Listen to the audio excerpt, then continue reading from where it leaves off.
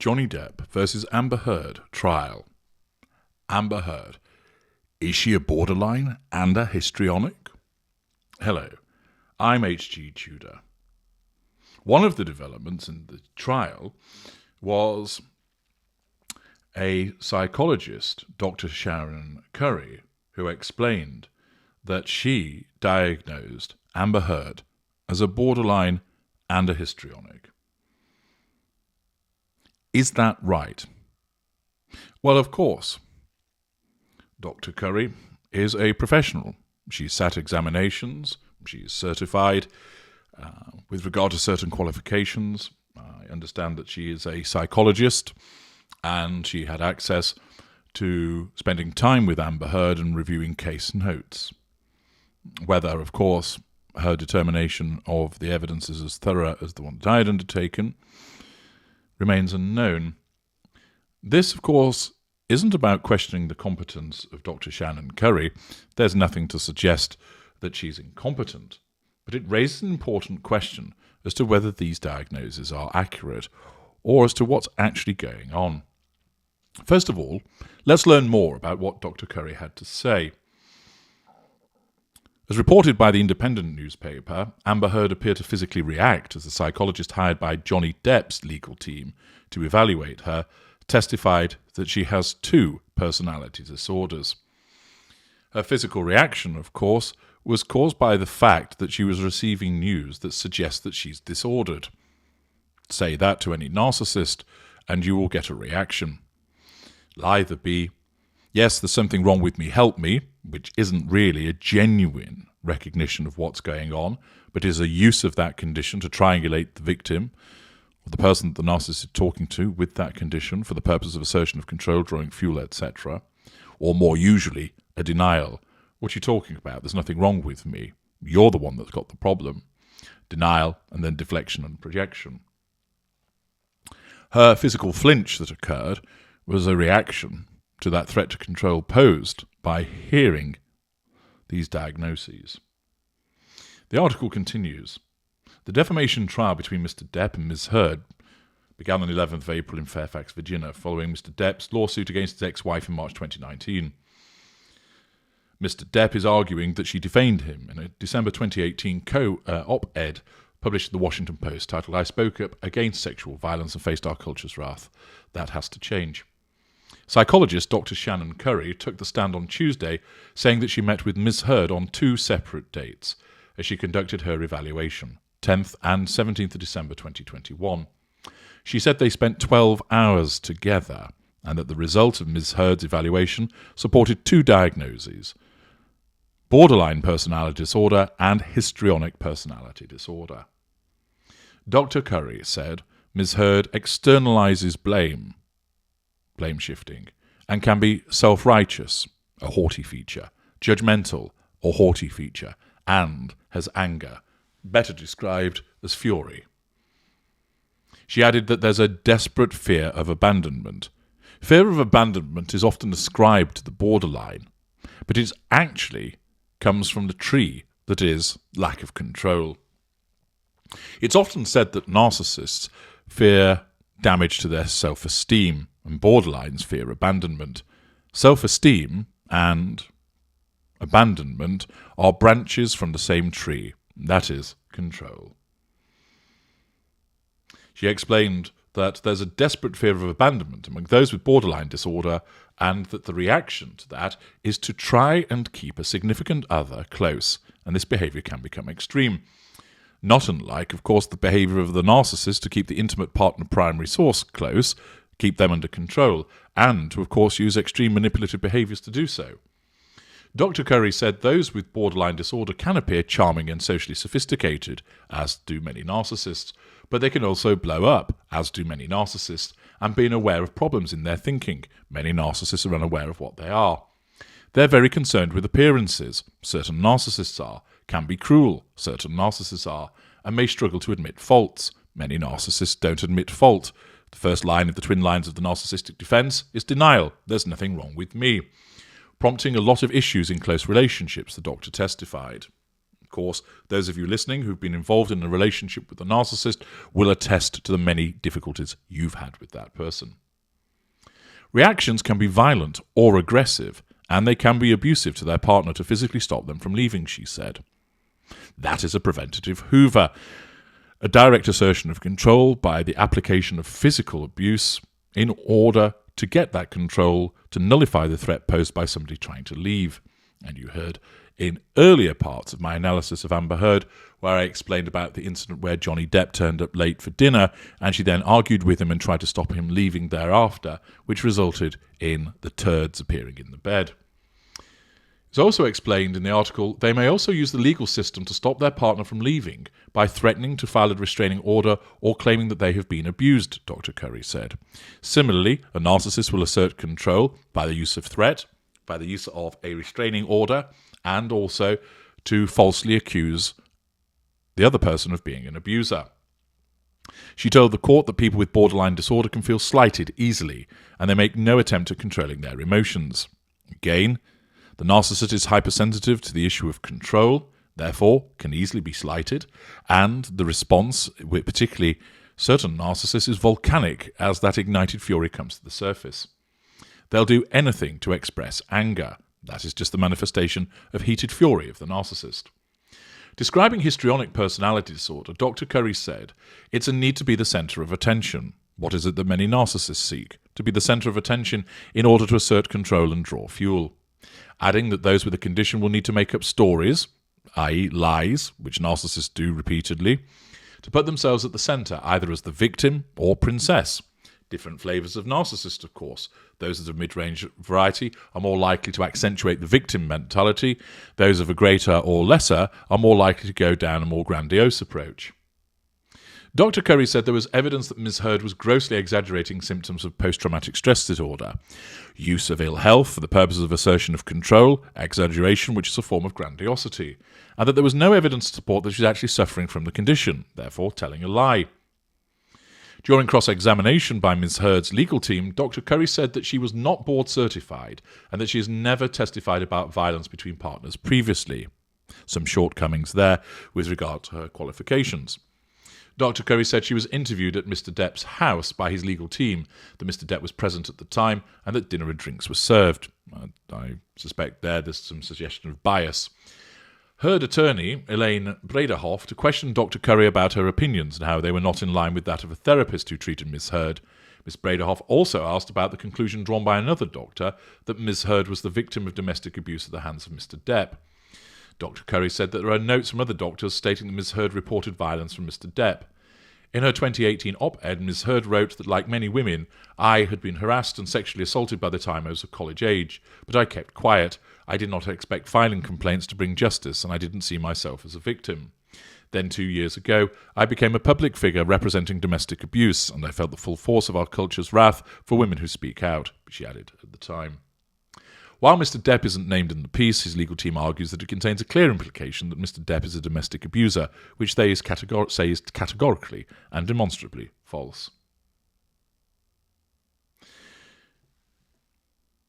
Those excerpts from the key parts of the evidence, as reported by The Independent, demonstrate the diagnosis that Dr. Curry found of borderline and histrionic. As I've gone through them, I've pointed out just how similar they are with narcissism.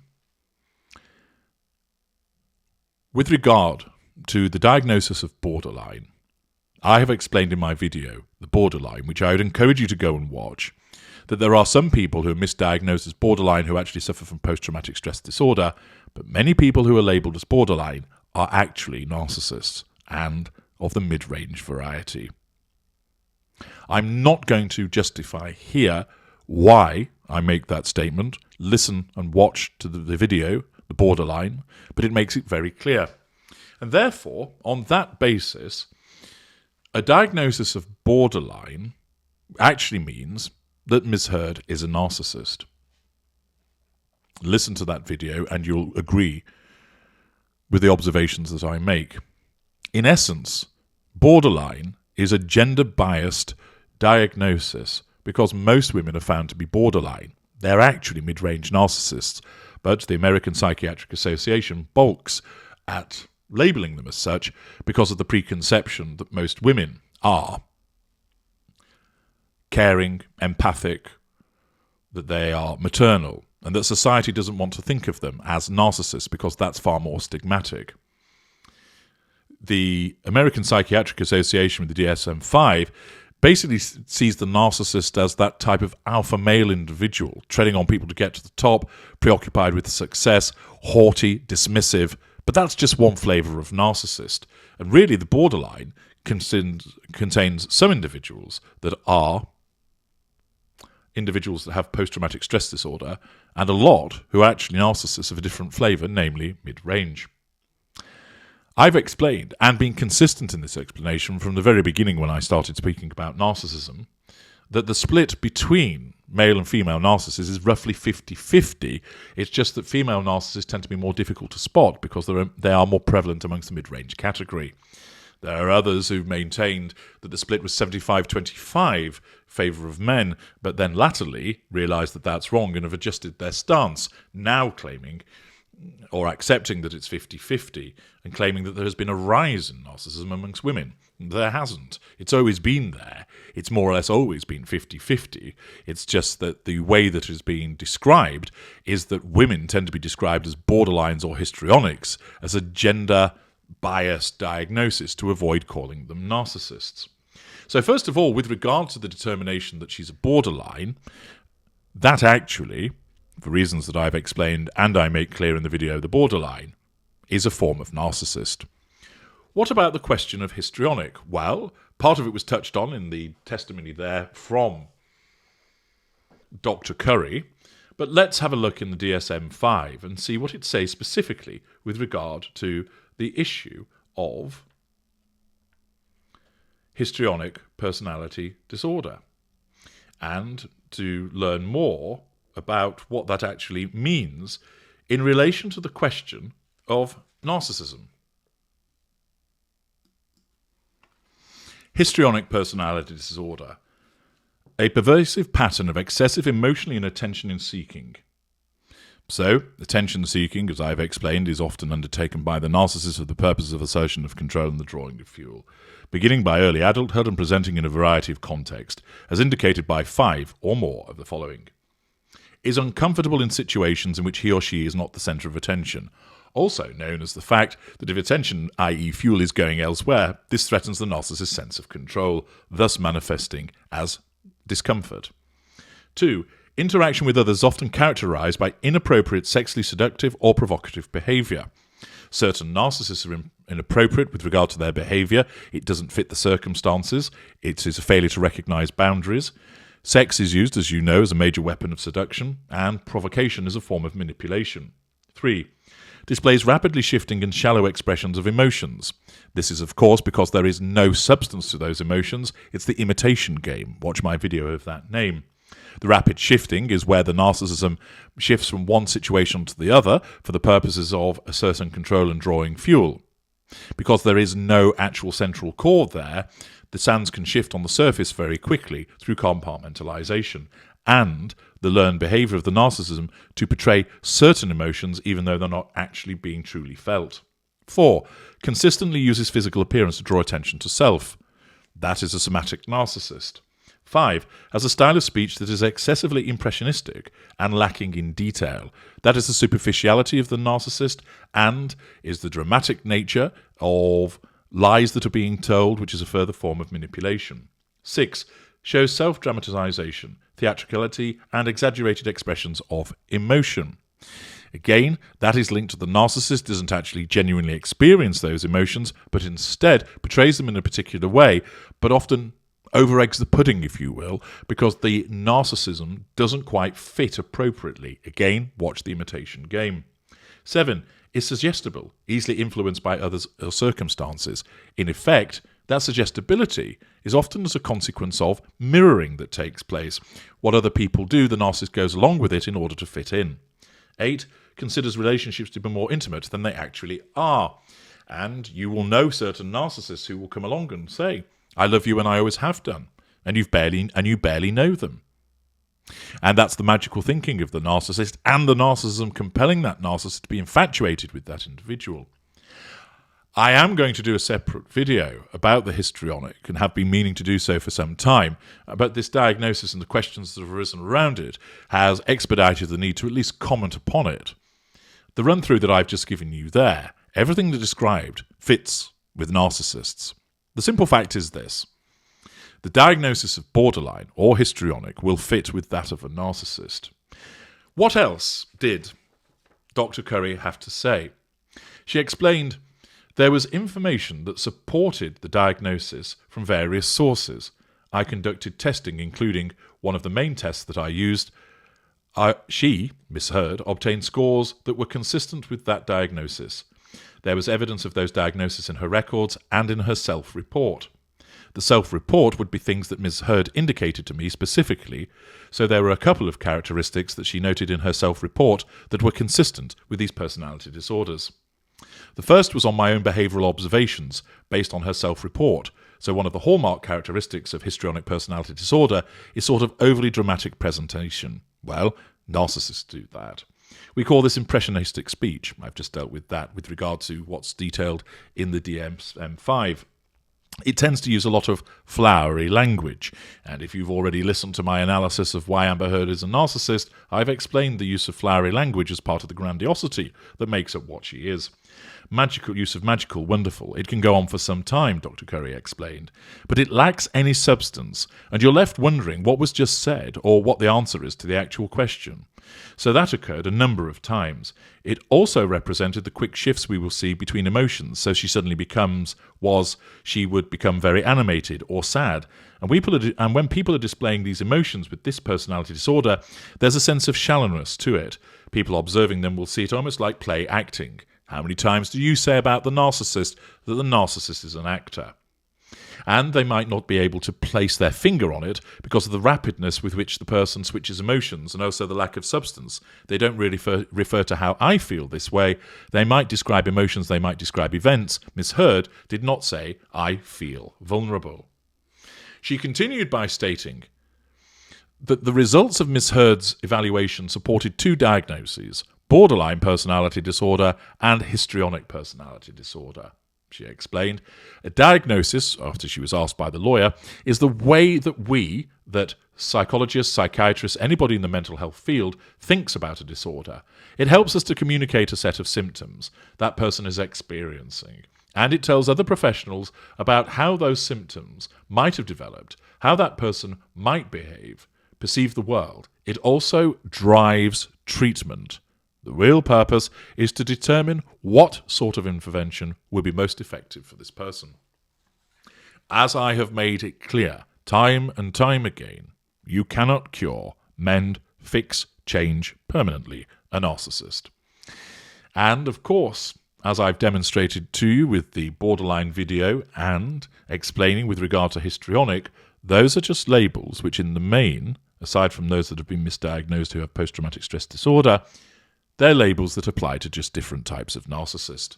There is a reason, of course, that with regard to narcissistic personality disorder, histrionic personality disorder, and borderline personality disorder, along with antisocial personality disorder, they're all cluster B. They are quite simply shades of the same aspect, namely an individual that needs control, reacts to threats to control, is hypersensitive to those threats to control, needs to receive fuel by way of validation, seeks character traits, and residual benefits. The borderline, where not somebody with post-traumatic stress disorder, is invariably a mid-range narcissist. A histrionic is more likely seen amongst upper lessers, and particularly of the somatic cadre. They're just flavours of types of narcissist. In utilising my categorisation, that becomes clear. The use of borderline and histrionic is dangerous. Why? Because, as Dr. Curry has stated in her own words, it also drives treatment. The real purpose is to determine what sort of intervention will be the most effective for the person. It therefore raises a false hope that this individual can be helped. Those of you who have been involved with narcissists and those of you who have studied my work consistently know that the narcissist cannot and should not be helped. And by labelling a narcissist as something else for reasons of gender bias and a preference not to have women labelled as narcissists, in the main, is driving that dangerous behaviour of using alternative labels and causing people to think, no, they're not a narcissist, they're a borderline. Yes, they have narcissistic traits, but they're not a narcissist. They're a borderline or a histrionic, and therefore there is treatment that can help. It can't and it doesn't, because you are dealing with a narcissist. As I have comprehensively explained in the detail through going through all of the evidence, Amber Heard is a narcissist. And as a consequence of this evaluation, it's hugely important to explain what the borderline and histrionic really are, and to put in context what Dr. Curry came up with in order to provide you with understanding. I'm H.G. Tudor. Thank you for listening.